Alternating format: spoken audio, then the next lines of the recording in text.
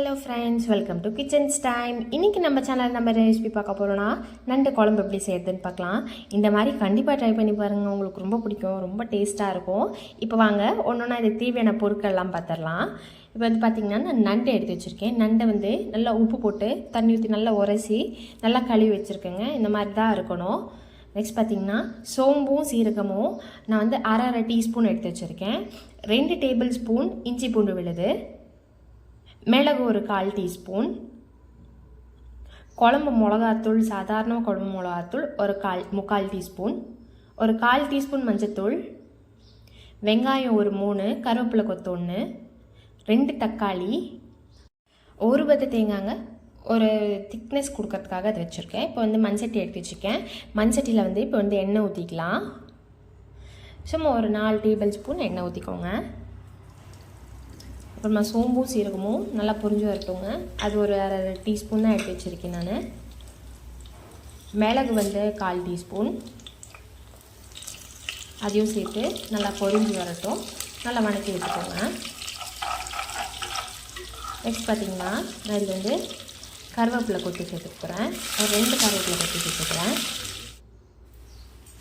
அப்புறமா வெங்காயம் சேர்த்துக்கலாம். நான் வந்து இங்கே வந்து சின்ன வெங்காயன்றதால 3 எடுத்துக்கோங்க. உங்களுக்கு பெருசாக இருந்த வெங்காயம் 2 எடுத்துக்கோங்க. இதையும் நல்லா வணக்கி விட்டுக்கோங்க. நல்லா வணக்கி விட்டு இது கொஞ்சம் நல்லா மெரூன் கலரில் கண்ணாடி பதத்துக்கு வரட்டும். அது வரைக்கும் நல்லா வணக்கிக்கோங்க. இது வணங்கிடுச்சு. இப்போ வந்து நான் இஞ்சி பூண்டு விழுது சேர்த்துக்கோங்க. 2 டேபிள் ஸ்பூன் எடுத்து வச்சுருக்கேன் இஞ்சி பூண்டு விழுது. இஞ்சி பூண்டு விழுது உங்களுக்கு தேவைக்கிட்ட சேர்த்துக்கோங்க. ஒருத்தருக்கு இஞ்சி பூண்டு வாசனை ரொம்ப பிடிச்சிருந்தா இன்னும் கூட ஒரு அரை டீஸ்பூன் சேர்த்துக்கலாம். இப்போ வந்து நெக்ஸ்ட் வந்து நான் தக்காளி சேர்த்துக்க போகிறேன். தக்காளி வந்து இப்போ 2 எடுத்து வச்சுருக்கேங்க நான். 2 தக்காளியும் சேர்த்து நல்லா வணக்கி விட்டுக்கோங்க. தக்காளி வந்து நல்லா குழைய வெந்து வரணுங்க, அப்போ தான் நல்லாயிருக்கும். ஸோ தக்காளி குழைய வெந்து வரதுக்கு நான் கொஞ்சம் உப்பு சேர்த்துக்கிறேன். இது வந்து நல்லா வணக்கி விட்டுக்கோங்க. கொஞ்சம் நல்லா குழைய வெந்து வரட்டும்.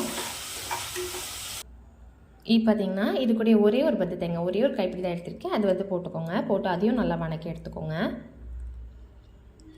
பார்த்திங்கன்னா நான் வந்து கொஞ்சம் நேரம் நல்லா வெந்துருச்சு. இப்போ அந்த இதில் வந்து மஞ்சள் தூள் சேர்த்து போகிறேன். 1/4 டீஸ்பூன் மஞ்சள் தூள். நம்ம சாதாரணமாக குழம்புக்கு யூஸ் பண்ணுற குழம்பு மிளகாத்தூள் ஒரு 3/4 டீஸ்பூன் எடுத்துருக்கேங்க. இதையும் நல்லா வணக்கி விட்டுட்டு கொஞ்சம் வெந்து வரட்டும். வந்து எண்ணெய் பிரிஞ்சு வரும், அது வரையும் வணக்கி எடுத்துக்கோங்க. இப்போ பார்த்திங்கன்னா எண்ணெய் பிரிஞ்சு வந்துருச்சு. இப்போ வந்து நான் வந்து மிக்ஸி ஜாருக்கு மாற்றி இதை நல்லா மெய்யாக அரைச்சி எடுத்துகிட்டு வர போகிறேங்க.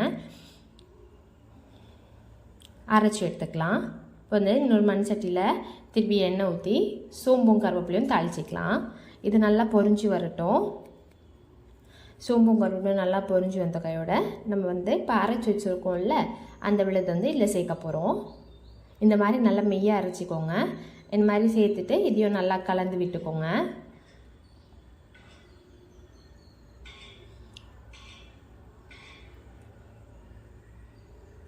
நல்லா கலந்து விட்டுட்டு இதுலேருந்து நான் தண்ணி அலசி ஊற்றிக்க போகிறேன். அந்த மிக்ஸி ஜாரில் தண்ணி அலசி நல்லா கழுவி ஊற்றி விட்டுக்கோங்க. உங்களுக்கு எவ்வளோ தண்ணி தேவைப்படுதோ அந்த மாதிரி யூஸ் பண்ணிக்கோங்க. நான் வந்து கொஞ்சம் திக்காக வைக்கணுன்ட்டு கொஞ்சமாக தண்ணி ஊற்றிருக்கேன். இதில் உப்பு சேர்த்துக்கலாம், தேவைக்கேற்ப சேர்த்துக்கோங்க. ஏற்கனவே நான் சேர்த்துருக்கேன். இப்போ வந்து நண்டு போட்டுக்கலாம். இது கூடயே நண்டு போட்டு நல்லா முங்குற மாதிரி போட்டு விட்டுட்டு இப்போ வந்து நான் வந்து இதை வந்து மூடி வைக்க போகிறேங்க. மூடி வச்சுக்கோங்க. மூடி வச்சுட்டு நல்லா கொதித்து வரும். பார்த்திங்கன்னா இப்போ நல்லா கொதிச்சு வந்திருக்கு. இன்னும் குழம்பு ரெடி ஆகல, இன்னும் நல்லா திக்காக வரணும். இப்போ பார்த்திங்கன்னா நம்ம 2 குழம்பு சூப்பராக ரெடி ஆகிடுச்சிங்க. இந்த ரெசிபி நீங்கள் வீட்டில் ட்ரை பண்ணி பார்த்துட்டு கண்டிப்பாக லைக்கும் கமெண்ட்டும் பண்ணுங்கள். இதே மாதிரி வீடியோஸ் எங்கள் சேனல் பார்க்க கிச்சன்ஸ் டைம் சேனலை சப்ஸ்கிரைப் பண்ணிக்கோங்க. தேங்க்யூ.